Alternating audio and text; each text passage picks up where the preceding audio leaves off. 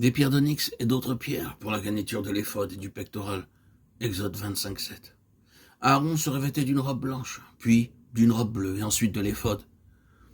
L'éphod était fait de fin lin retors, artistement travaillé, de bleu, de pourpre, de cramoisi et d'or.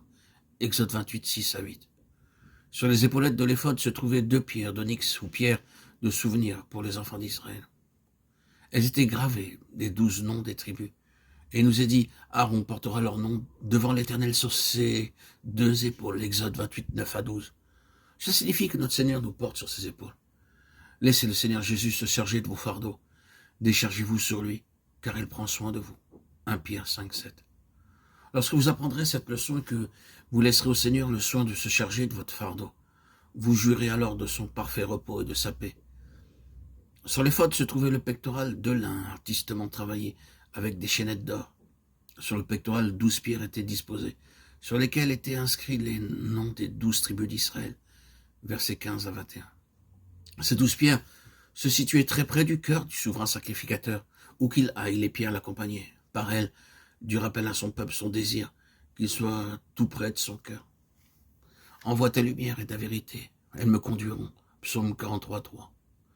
Sous les 12 pierres et jointes au pectoral, il y avait 2 autres pierres, l'une appelée Urim et l'autre Tumim. Leur nature est un mystère, un secret que Dieu ne nous a jamais révélé.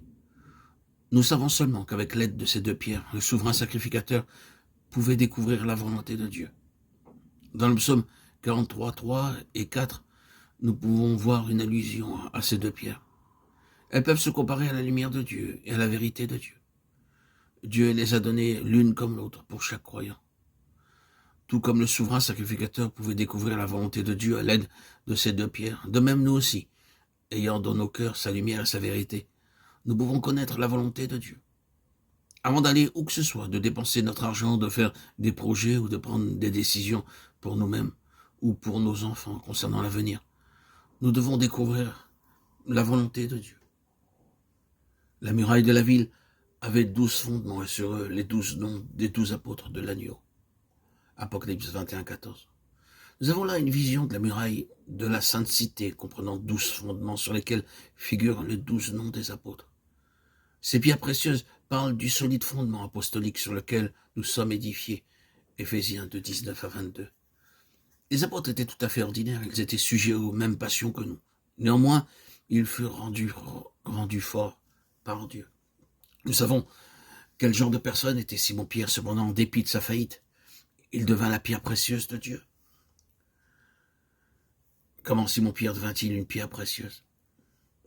Ce nom Pierre signifie juste une pierre ordinaire et rugueuse, mais cette même pierre devint finalement précieuse, une pierre de fondement reluisante. Le premier fondement était de jaspe, Apocalypse 21, 19.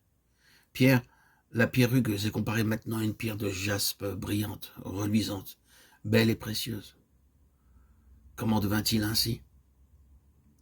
Les pierres précieuses subissent sous la terre des chaleurs extrêmes pour devenir brillantes. Dieu vous demande de croire en sa parfaite volonté et de permettre aux épreuves qu'il nous envoie d'accomplir sa volonté en nous. C'est ainsi qu'il peut faire de nous des pierres brillantes.